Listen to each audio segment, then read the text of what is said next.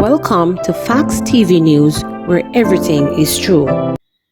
Farmers find decomposing body in St. Thomas. Police have still not identified a man whose body was found in Spanish Town Wood District in Holland Bay, St. Thomas on Sunday. The body, which was in a partial state of decomposition, was reportedly discovered by two farmers who went searching for their missing animals. It was reported that around 10:40 a.m., the animal farmers were walking along a track in the district searching for their runaway cows when they stumbled upon the body in bushes.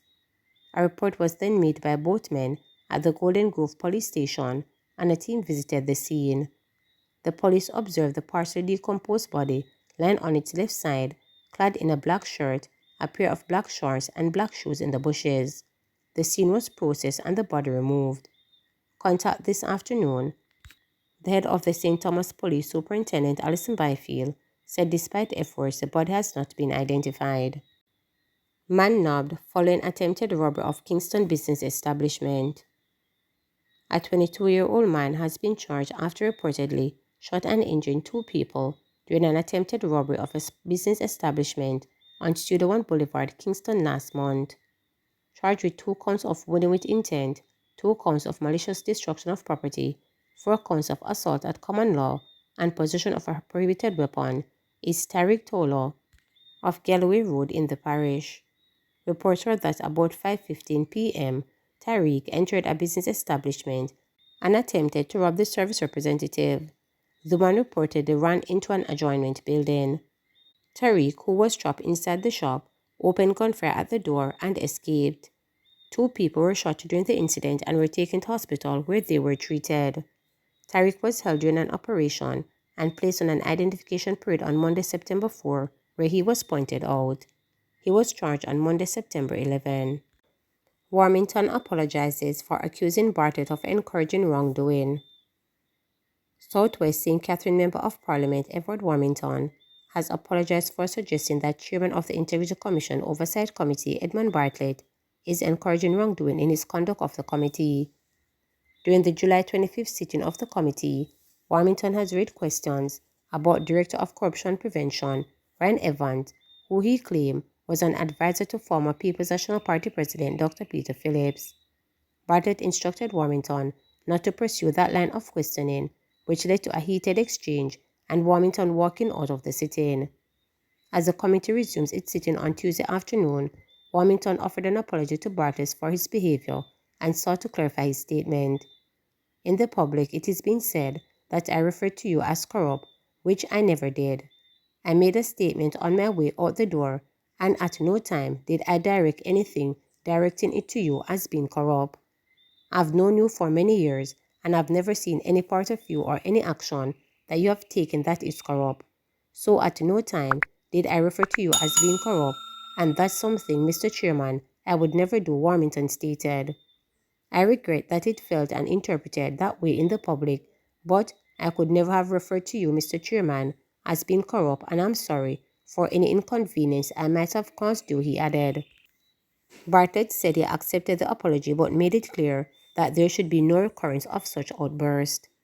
I didn't ask for an apology, but I think an explanation such as you have given will suffice, because I think that the public have a very unfavorable response to that exchange, and it is my hope that we will never ever be in this position again, where there is even a misinterpretation of what our true intentions were, either as a result of verbal expression or our body language, Bartlett stated. At our last meeting on July 25th, there was a disagreement. I disagreed with a ruling you made after asking certain questions. It said that I said you encourage wrongdoing in the ministry and in the public, in certain quarters. It is being said, I felt that I referred to you as being corrupt, which I never did. I made a statement on my way out through the door, and at no time did I say anything directing to you as being corrupt. I've known you for many years, and I've never seen any part of you, any actions that you have taken that is corrupt. So at no time did I refer to you as being corrupt, and that's something, Mr. Chairman, I would never do. I regret that it is felt and interpreted that way in the public, but I could never refer to you, Mr. Chairman, as being corrupt. And I'm sorry for any inconvenience I might have caused to you. Well, I make no comment on that, but to receive graciously your explanation. I didn't ask for an apology, but I think an explanation such as you have given will suffice, because I think that the public had a very unfavorable response to that exchange. And it is my hope that we will never be ever in that position again, where there is even a misinterpretation of what our true intentions were, either as a result of our verbal expressions or our body language in the conducting of the affairs of the people, and in specific reference to the oversight activities of the Integrity Commission. I am finally going to get justice. Nalia Dennis is breathing a bit easier now that her ex-lover, who allegedly stabbed her more than 30 times and left her for dead, is in custody. For almost 2 years, she has been terrified at the thought that he may return to finish the job he allegedly started in November 2021. I feel so overwhelmed with emotion because I'm finally going to get justice. On the other hand, I still feel traumatized to see him and to remember what he did to me, the 25-year-old told reporters on Monday. She knew he would be making his first appearance in court, and she was praying he would not be granted bail. In May 2022, 6 months after the attack that left her severely wounded, Dennis had complained to the police they were dragging his feet. Last Wednesday, Acting Commander Officer for the St. Mary Division Deputy Superintendent of Police Kevin Francis announced that Kurt Griffiths, who had previously been listed as wanted for wounding with intent, had been nabbed thanks in part to cooperation from area residents. Griffiths had previously been featured in the Jamaica Constabulary Force Wanted Wednesday campaign on social media. A targeted raid was planned and carried out about 2:30 a.m., and the suspect was found taken in safe custody without incident, stated Francis.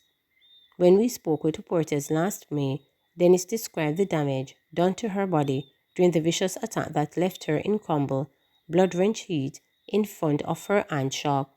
It all began, she said, when her ex-lover came to her yard to have a conversation about their child. After seeing her talking with a friend, Dennis said he used a knife to stab her repeatedly. She remained outside all night until the relatives found her the next day. She lost her left eye, hearing in her left ear, and a sense of smell in her left nostril. Her left hand and leg were also affected. When reporters spoke to her last year, she was working on getting strong enough to walk so that she could be baptized. In January, she fulfilled her dream, and today she's doing much better. I'm still going through a lot of hydrotherapy, and I'm not walking on my own yet, but I'm using a walker to move around. My balance is also still not as 100%, but by the grace of God, it will get there, she told reporters on Monday. I've always wanted to give my life to God, and I got a chance to do so, and I'm just living for Him right now because He saved me, Dennis stated. She was at the Honor to Bay courthouse on Tuesday when Griffiths was denied bail. I am pleased with the verdict so far, the teary-eyed young woman said as she was helped to a chair while waiting to be escorted to a nearby motor car. Griffiths showed no emotion as Judge Yvette Wentworth Miller explained that her decision was based on her assessment that he could abscond and that he had been on the run before. His lawyer, Derek Thompson, said his client remains resolute that he acted in self-defense. He was set up by the victim's male companion and herself, and he had to defend himself, the attorney told reporters outside court. Griffith's next court appearance will be on November 7 in the St. Mary Circuit Court. Please remember to subscribe, like,